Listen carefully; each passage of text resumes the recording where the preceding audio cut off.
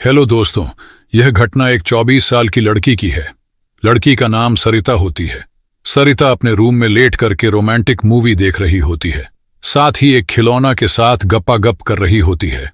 कुछ ही देर में सरिता के मौसी का बेटा अंदर पहुंच जाता है।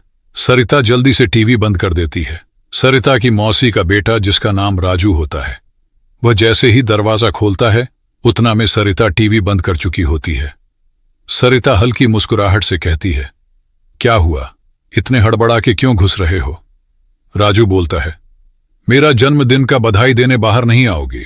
सरिता बोलती है, तुम जाओ, मैं अभी आ रही हूं। क्योंकि उस समय भी खिलौना अंदर ही होता है, इसलिए सरिता राजू को पहले जाने के लिए कहती है।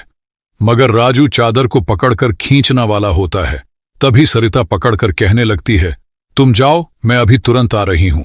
लेकिन राजू सरिता की एक भी बात नहीं सुनता है और जोर से चादर को खींच देता है, जिसे खिलौना सीधे राजू के सिर में लग जाता है। जब राजू ऐसी हालत को देखता है तो दंग और हैरान रह जाता है। सरिता शर्माते हुए कहती है, ऐसा क्यों देख रहे हो? राजू भी देखकर पिघल जाता है। राजू कहता है, आज तो बर्थडे में कुछ अलग ही गिफ्ट मिलेगा। सरिता बोलती है, इसका मतलब क्या है? राजू हंसते हुए बाहर निकल जाता है। राजू के परिवार वाले जन्मदिन का मुबारक दे रहे थे। इधर सरिता का चेहरा उतरा हुआ होता है, क्योंकि सरिता के हरकतों के बारे में राजू देख चुका होता है, इसलिए सरिता शर्मा रही होती है। सरिता भी राजू को जन्मदिन का मुबारक देती है, पर सरिता उसे कुछ भी नहीं देती है। सरिता बिना केक खाए हुए रूम के अंदर चली जाती है। कुछ देर के बाद सरिता के लिए राजू केक लेकर जाता है। राजू कहता है, तुम बिना केक खाए हुए इतना जल्दी अंदर क्यों आ गई? सरिता को देते हुए कहता है, ये लो, थोड़ा खा लो। राजू फिर से कहता है, मुझे गिफ्ट नहीं दोगी क्या? सरिता बोलती है, अभी मेरे पास देने के लिए कुछ भी नहीं है। राजू कहता है, मैंने जो देखा वही मुझे चाहिए। सरिता कुछ समझी नहीं होती है तो फिर से बोलती है, इसका मतलब क्या है दोस्तों? राजू सरिता के साथ संबंध बनाना चाहता था। राजू कहता है, मैं तुम्हारे साथ संबंध बनाना चाहता हूं। सरिता मना करने लगती है, पर राजू कहता है, अगर तुम मना करती हो तो मैं तुम्हारा मम्मी पापा को बता दूंगा कि सरिता हमारे घर में आई थी, अकेले अकेले रूम के अंदर खिलौना के साथ संबंध बनाती थी, ऐसा बोलकर बता दूंगा। इतना कहने के बाद सरिता मान जाती है। कुछ ही देर के अंदर दोनों संबंध बनाने वाले होते हैं।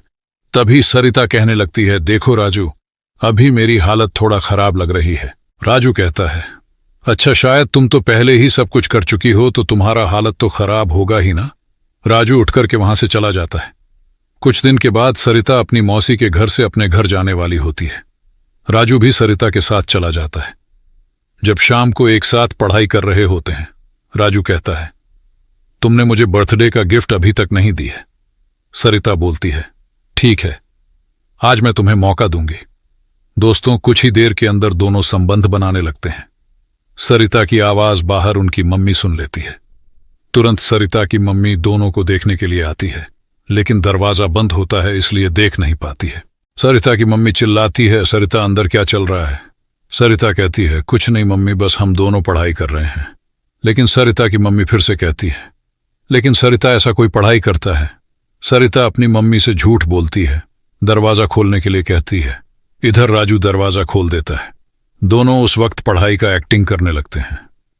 कुछ देर के बाद सरिता की मम्मी वहां से चली जाती है। जैसा ही सुबह होता है, सरिता अपने बिस्तर से उठ नहीं रही होती है। तभी उनकी मम्मी वहां जाकर सरिता से कहती हैं, क्या हो गया तुम्हें जो उठ नहीं रही हो? सरिता को पता थी, पर अपने मम्मी को बताने से शर्मा रही होती है। जब सरिता की मम्मी सरिता की सर में अपना हाथ रखकर चेक करती है तो सरिता का सर गर्म होती है, इसलिए तुरंत सरिता को अस्पताल लेकर जाते हैं। साथ में इधर राजू भी होता है। जब डॉक्टर सरिता का जांच करता है तो डॉक्टर भी हैरान हो जाता है। डॉक्टर सरिता की मां को अकेले में सब कुछ बता देता है। सरिता की मां भी इस बात को सुनकर दंग और हैरान रह जाती है। डॉक्टर फिर से कहता है, 1-2 दिन के अंदर में ठीक हो जाएगी, पर ध्यान रहे फिर से दोबारा गलती ना हो। दूसरा दिन ही राजू अपने घर चला जाता है।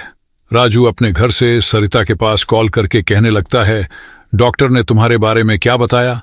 सरिता राजू को बताते हुए कहती है, जब मैं तुम्हारे घर में थी और खिलौना के साथ मजा ले रही थी, उस समय जो हुआ था उसी के बारे में बताया। राजू फिर से कहता है, जो हमारे साथ में चल रहा है उसके बारे में किसी को पता तो नहीं है? सरिता कहती है, अभी तक तो किसी को पता नहीं चला है, मगर मुझे अकेले रह करके अच्छा नहीं लग रहा। मैं तुम्हारे साथ वक्त बिताना चाहती हूं। इतना कुछ सुनने के बाद राजू कहता है, अपने मम्मी से छुट्टी लेकर हमारे घर आ जाओ घूमने के लिए, तुम्हें अच्छा भी लग जाएगा। कुछ दिन के बाद सरिता फिर से राजू के घर पहुंच जाती है। धीरे धीरे अब दोनों का रिश्ता करीब होते जा रहा था। उस दिन दोनों एक रूम के अंदर में होते हैं, साथ ही दोनों संबंध बना रहे होते हैं। इधर दरवाजा बंद करने भूल चुके होते हैं। तभी राजू की मम्मी राजू को बुलाने के लिए आ जाती है। जब दोनों को एक साथ देखती है तो राजू की मम्मी हैरान हो जाती है। राजू की मम्मी कहने लगती है, तुम दोनों के बीच कब से यह चक्कर चल रहा है? राजू कहता है, ज्यादा नहीं मम्मी, बस 1-2 महीना। ऐसी बात को सुनकर राजू की मम्मी राजू को गरियाते हुए कहती है, तुम्हें यह सब मजाक लग रहा है? सरिता अपने सर झुकाकर बाहर निकल जाती है। तुरंत सरिता की मम्मी के पास कॉल लगा देती है और सब कुछ बता देती है। सरिता की मम्मी कहने लगती है, मुझे तो पहले से ही थोड़ा शक लग रहा था, पर मैं क्या बोलती। तभी इधर राजू की मम्मी कहती है, आपको अपनी बेटी से सब कुछ पूछ लेना चाहिए था। फिर इधर सरिता की मम्मी कहती है, आपको भी तो अपने राजू बेटा से पूछ लेना चाहिए था। दोनों के बीच काफी देर कॉल में बातचीत होते रहता है। अब इधर राजू के पापा के पास कॉल कर देती है। राजू की मम्मी उनके पापा को सब कुछ बता देती है। राजू के पापा कहता है, राजू को पढ़ने के लिए हॉस्टल में भेज दो और सरिता को भी पढ़ने के लिए कहीं दूर भेज दो, नहीं तो एक दिन दोनों को शादी करना होगा। हम नहीं चाहते हैं कि दोनों का शादी हो। दोस्तों, कुछ दिन के बाद राजू और सरिता को पढ़ाई के लिए दूर भेज देते हैं। दोस्तों, यह घटना सुनाने का मकसद आपको परेशान करना नहीं है। मिलते हैं दोस्तों और एक घटना को लेकर, तब तक आप अपना ख्याल रखें।